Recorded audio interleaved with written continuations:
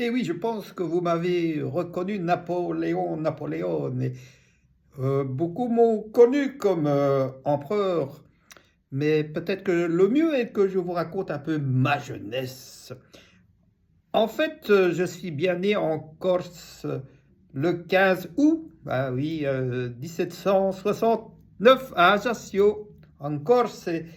Et sur l'état civil, il était marqué, évidemment, Napoléon di Bonaparte, qui est devenu bien sûr Napoléon Bonaparte. Mais ma jeunesse fut assez quand même difficile. À propos de jeunesse, je vais peut-être vous parler un peu de la famille avec la maman, hein, qui était quand même une personne très directive, avec une grande famille. Donc, je peux les citer toutes mes frères et mes sœurs. Il y avait Joseph, Lucien, Elisa, Louis, Caroline et Pauline, sans oublier mon frère Jérôme. Donc, une grande famille. Et à la fin, je peux vous dire que j'ai un peu pris la place de la maman.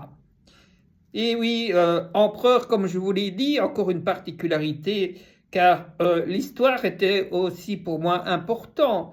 Et j'ai remarqué que Charlemagne, alors qu'il a été aussi élevé empereur, c'est le pape qui lui avait mis sa couronne sur la tête, et moi j'ai été plus intelligent. C'est moi-même qui ai mis la couronne d'empereur, aussi bien à moi-même, bien sûr, qu'à une femme qui a beaucoup compté dans ma vie, et je vous en parlerai peut-être une autre fois, évidemment, vous l'avez deviné, de Joséphine de Beauharnais, et pourquoi j'ai malheureusement dû, on va dire, divorcer, donc annuler le mariage, pour épouser, mais ça, il y a un petit intérêt quand même, Marie-Louise d'Autriche. J'en parlerai bien sûr de tout un peu ces femmes. Voilà donc pour un petit aperçu. On me connaît donc, comme je vous ai dit, comme un empereur. Donc ça c'était bien, ça remonte en 1804 exactement. On me connaît aussi pour le code civil, hein, on dit le code Napoléon, aussi bien donc en France et inspiré en Belgique. Ben, je ne vais pas encore revenir parler de Waterloo évidemment, mais peut-être ce que vous ne savez pas, c'est que j'ai aussi créé la Légion d'honneur, parce que je voulais vraiment rendre honneur aux soldats.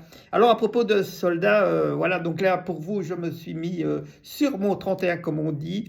Mais en général, lors de mes batailles, j'étais souvent en blanc et vert, donc c'était en fait l'uniforme de colonel des chasseurs. Voilà donc, hein, c'était encore un petit bout d'histoire, et si vous en voulez en savoir plus concernant mon humble personne, n'est-ce pas, vous pouvez toujours rester bien en contact, car je suis encore prêt à vous raconter encore des histoires, mais alors vraiment réelles. Allez mes amis, à bientôt!